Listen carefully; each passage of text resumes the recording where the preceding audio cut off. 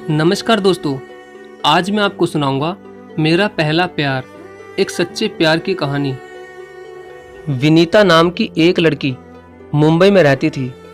विनीता की उम्र लगभग 23 वर्ष की थी। किसी मजबूरी की वजह से उसे कॉलेज बीच में ही छोड़ना पड़ा था और वह 8वीं के बच्चों को रोज घर से कुछ दूर ट्यूशन पढ़ाने जाती थी। विनीता के घर से ट्यूशन का रास्ता लगभग 2.5 किलोमीटर था, तो उसे रोज 13 नंबर की बस पकड़नी पड़ती थी। लेकिन एक अमित नाम के लड़के से वो बहुत ज़्यादा परेशान थी। वो रोज उसका बस स्टैंड तक पीछा करता था, मगर कभी भी उसने विनीता को परेशान नहीं किया। बस वो उसका बस स्टैंड तक पीछा करता और वापस घर चला आता था। वैसे अमित और विनीता एक ही गली में रहते थे। अमित विनीता को बहुत ज़्यादा पसंद करता था, मगर वो अपने दिल की बात विनीता से कैसे कहता, क्योंकि वो तो सिर्फ 10वीं कक्षा तक ही पढ़ा लिखा था और घर से कुछ ही दूर कार मैकेनिक का काम करता था, और विनीता उससे बहुत ज़्यादा पढ़ी लिखी थी। एक दिन जब विनीता ट्यूशन पढ़ाने जा रही थी, तब उसके पीछे अमित भी जा रहा था। तभी अचानक विनीता ने गुस्से में अमित से कहा कि तुम रोज रोज मेरा पीछा क्यों करते हो? अब मैं तुमसे बहुत ज़्यादा परेशान हो चुकी हूँ। प्लीज़ मेरा पीछा करना छोड़ दो। मैं वैसी लड़की नहीं हूँ जैसा कि तुम समझ रहे हो। और विनीता रोने लग जाती है। तब अमित उससे कहता है कि विनीता, आज के बाद मैं तुम्हारा पीछा नहीं करूँगा, लेकिन प्लीज़ तुम 2 मिनट मेरी बात सुन लो। तब प्रिया अपने आंसू पोंछते हुए कहती है, कहो तुम्हें क्या कहना है? अमित कहता है, विनीता, मैं रोज़ तुम्हारा पीछा जरूर करता हूँ, लेकिन आज तक मैंने तुम्हारे साथ कोई भी बदतमीजी नहीं की विनीता, क्योंकि मैं तुमसे बहुत ज़्यादा प्यार करता हूँ, लेकिन आज तक तुमसे कह नहीं पाया विनीता। ये बात सुनकर विनीता ने गुस्से में अमित को थप्पड़ मार दिया और कहा कि तुमने ये कैसे सोच लिया कि मैं तुमसे प्यार करूंगी? तुम जैसे लोफर से तो कोई भी लड़की कभी भी प्यार नहीं कर सकती, और आज के बाद मेरे पीछे आने की कोई ज़रूरत नहीं है। और विनीता वहाँ से चली जाती है। अमित भी नाराज़ होकर अपने घर चला जाता है। अगले दिन विनीता जब ट्यूशन पढ़ाने जाती है तो क्या देखती है कि उस दिन अमित उसके पीछे नहीं आया। ये देखकर विनीता के मन को बहुत सुकून मिला, लेकिन कहीं ना कहीं विनीता को कुछ अजीब सा ही लग रहा था।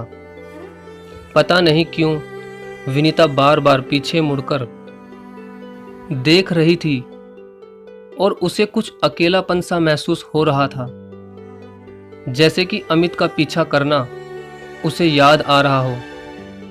मगर वो उस दिन अपने मन को संभालते हुए ट्यूशन पढ़ाने चली जाती है। मगर अगले दिन तो जैसे उसका मन अमित को ही ढूंढ रहा हो। उस दिन विनीता अपने घर के सामने से देखती हुई ट्यूशन पढ़ाने निकलती है, मगर अमित उसे उस दिन भी दिखाई नहीं दिया।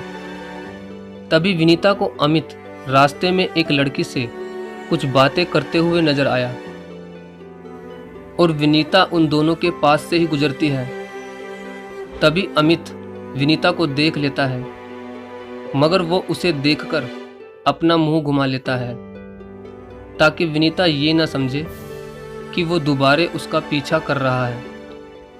मगर विनीता उन दोनों को देखकर ये समझती है कि कहीं वो लड़की उसकी गर्लफ्रेंड तो नहीं।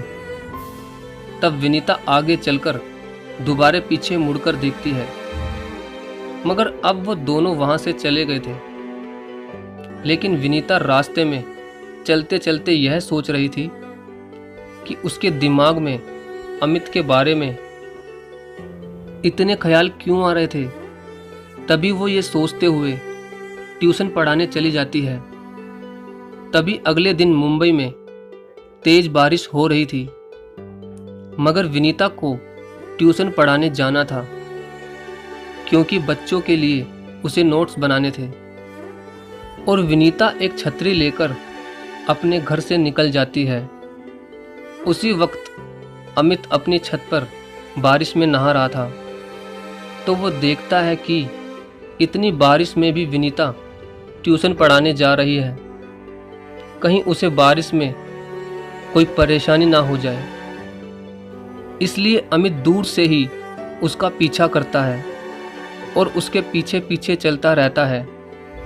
तभी अचानक तेज बारिश होने लगी और विनीता की छतरी हवा में उड़ गई। छतरी पकड़ने के लिए जैसे ही विनीता आगे की तरफ भागी, वैसे ही एक बाइक वाले ने विनीता को टक्कर मार दी और वहां से भाग गया। अमित विनीता से बहुत दूर खड़ा था। जैसे ही अमित ने देखा कि विनीता नीचे गिर पड़ी है, वैसे ही अमित उसे बचाने भागा। अमित ने जल्दी से उसे पकड़कर उठाया और कहा, विनीता, तुम्हें कहीं लगी तो नहीं? विनीता कहती है, तुम्हारे होते हुए मुझे कुछ हो सकता है अमित? और आज तुम मेरा पीछा कर रहे थे। अमित ने कहा, विनीता, इतनी बरसात में तुम ट्यूशन पढ़ाने जा रही थी, इसलिए मुझे तुम्हारी चिंता हो रही थी। तब विनीता ने कहा, अच्छा, तो तुम्हें मेरी चिंता भी होती है? अमित ने कहा, हाँ होती है, क्योंकि मैं तुमसे बेहद प्यार करता हूँ। विनीता ने कहा, अच्छा, तो तुम मुझसे प्यार करते हो, तो कल वो लड़की कौन थी तुम्हारे साथ?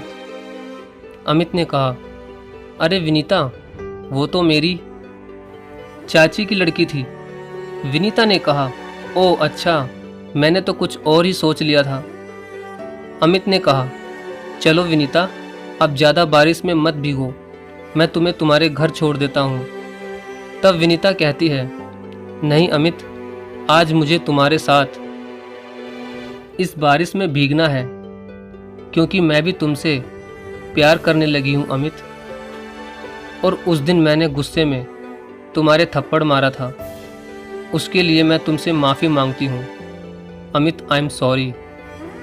अमित ने कहा, नहीं विनीता, तुम्हारी कोई भी गलती नहीं है, सारी गलती मेरी ही थी, मुझे तुम्हारा ऐसे पीछा नहीं करना चाहिए था। विनीता ने कहा, चलो अब पहले की सारी बात भूल जाओ और कल से तुम ही मुझे बस स्टैंड पर छोड़ने आओगे और मुझे कभी भी छोड़ने की सोचना भी मत, क्योंकि अपने जीवन में मुझे पहली बार तुमसे ही प्यार हुआ है। और अगर तुमने मुझे छोड़ा या तुम्हारी ज़िंदगी में कोई और लड़की आई, तो शायद मैं कभी भी किसी से भी प्यार नहीं कर पाऊंगी। तभी उसी वक्त अमित ने विनीता का हाथ पकड़कर उसे अपने सीने से लगा लिया और कहा कि विनीता, मेरा भी पहला और आखिरी प्यार तुम ही हो और मैं तुम्हें कभी धोखा नहीं दे सकता। प्लीज़ मुझ पर विश्वास करो। I love you for ever Vinita. और दोनों बारिश में ही एक दूसरे की बाहों में लिपट जाते हैं। तो दोस्तों, देखा आपने, प्यार कितना प्यारा होता है। जो लड़का विनीता को लोफर लगता था और उसका रोज पीछा करता था, उसी लड़के से विनीता को भी प्यार हो गया।